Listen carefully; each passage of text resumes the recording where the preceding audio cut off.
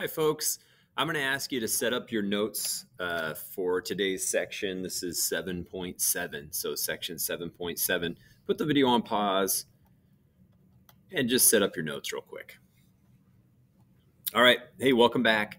I'm looking at a problem right from the textbook, just so that, if you want to refer to it later, like I don't make sense out of this, here it is right here. It's on page 413, right? Here we are in section 7. And the idea is that there's going to be two events. One event is like already occurred. You watch it happen. Now you're wondering what's the probability that the second thing is going to happen. So this is called conditional probability because the second thing is going to happen after you see the first occur. So here's the scenario. You're rolling two die. There's two die in your hand. You let go and one comes out and you see that it comes up as a 5. And then you let the second one go and you want to know what's the probability that combined we're going to get 7 for a sum. Okay, so you've already seen the first one come out as a 5 and you want to know sum is a 7. So the second event is the sum is equal to 7. All right, now there's a formula for this. And you might say, I don't need a formula. I'm going to think about it logically. And I would agree, in an easy scenario like this, you could probably think about it logically. So let's do that first. And let's see what the correct answer is. And then let's see how difficult the formula is to apply. All right. Maybe you decide I would not apply the formula on one this easy. But they're not all going to be like this. Sometimes we want to just rely on the formula to help us with really difficult problems. So that's where the formula is going to come into play. Okay, so first, let's just break the problem down. And I copied this picture out of the textbook. So what's the sum that what's the chance that we're going to get a 7 after we've already seen a 5 on one of the die? So let's say the first die that comes out of your hand is the white die. Here are all the 5s, and the combination that could come out on the purple die. Okay, now let's say the purple die was the first die that you see come out of your hand. Here are the 5s. Now, wait a minute. Why are there only 5 of them over here? Well, this already occurred. The purple die was a 5 over here, so we're not going to list that twice, right? So what do we have? We have 2 right here, 2 that would result in a sum of 7. There's 2 of them. So remember, probability is always equal to the favorable, what we want to have happen, how many times that could happen, divided by the total possible. So it looks like there's a total of 11 different ways that a 5, one of the die could be a 5, the first one you see come out of your hand, and that the sum, there's only 2 ways that the sum could be 7. So we know the right answer is 2 out of 11. All right, what we want to do is we want to investigate how this formula works. So let's investigate what's the probability of A happening. All right. Well, that would require us to know how many total ways could the die get rolled, right? So I copied another picture out of the book. And so let's look at that. Let's investigate that for a second. There's a total of 36 different ways that a die could be rolled. And you might not need a picture for this. You might say, well, okay, first of all, let me get down. The second event is 7, right? You might say, well, there'd be 6 ways that, one die could come out and 6 ways that the other die could come out. That's a total of 36. I hope you're okay with that. Here are all 36 combinations. So what's the probability that one of the 2 die will be a 5? So they make this thing called a Venn diagram.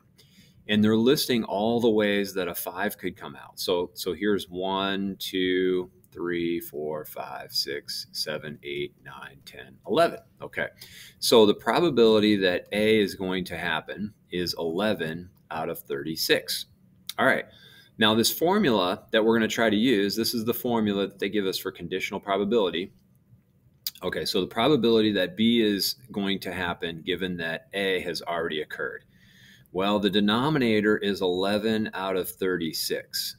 See, it's like instead of total possible ways something could occur, we're looking at the total probability of event A down here. And then up here, it's the probability that A and B are going to happen.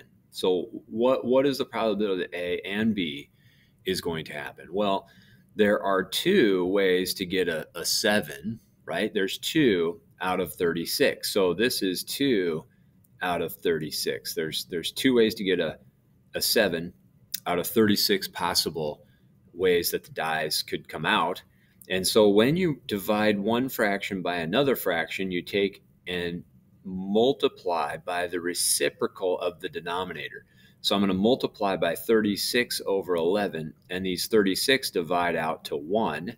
So now we've got 2 times 1 all over 1 times 11, and 2 11ths. Now, you might say, Nelson, that makes it more difficult. It might in this scenario. I might agree with somebody that says this looks way more difficult than just counting these guys right here. And yeah, because there aren't, too many scenarios here. There's only 2 out of 11. I might agree with you. So let's look at another example, and we'll just practice this one more time. And then I'm going to have you jump to the whiteboard with a partner, and we're going to try some homework problems together. So you go to the deli, you pull a ticket, you get ticket 190, and you want to know what's the probability that, at random, the next number being helped is 190, given that, so you already know that an even number is going to be helped. So event A is that, yes, an even number is going to be picked. Even number is going to be picked. Is going to be picked. How do I know that? How do I know that event A is going to happen? Well, in their story, this person named Naveen is helping only the even numbers. And I guess we see Naveen step up to the counter. So we're like, okay, an even number is going to be helped right now. Now, I'm not sure why the deli is kind of doing this randomly. Usually you just go in order of the next number picked. But when Naveen steps up, she's like, hey, I'm going to pick an even number of the people that are here. And you're like, okay, what's my probability that I'm going to be picked? So B is 190 is picked. 190 is picked. Okay. Well, maybe you want to do the easy thing first. Let's figure out what's the probability that A and B happen. Well, 190, right? There's 190. There's only one 190 in the whole list. Okay. And so I'm going to say over here, that would be 1 out of 16 numbers. Okay. So what's the chance that an even number is picked and that it's 190? Well, there's only one 190, right? So that's out of 16 total numbers. Now we're going to divide that by the probability that an even number is picked. Well, there are 16 numbers up here because, it told us there's 16 customers. I just listed them out here so we could get a visual on that.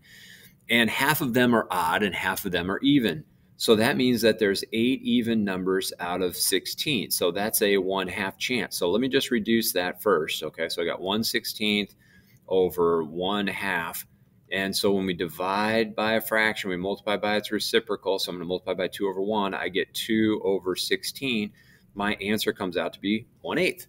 So we're going to practice this a little bit up at the whiteboard with a partner. I hope I'm making this clear how the formula works. And good luck. Thanks for watching.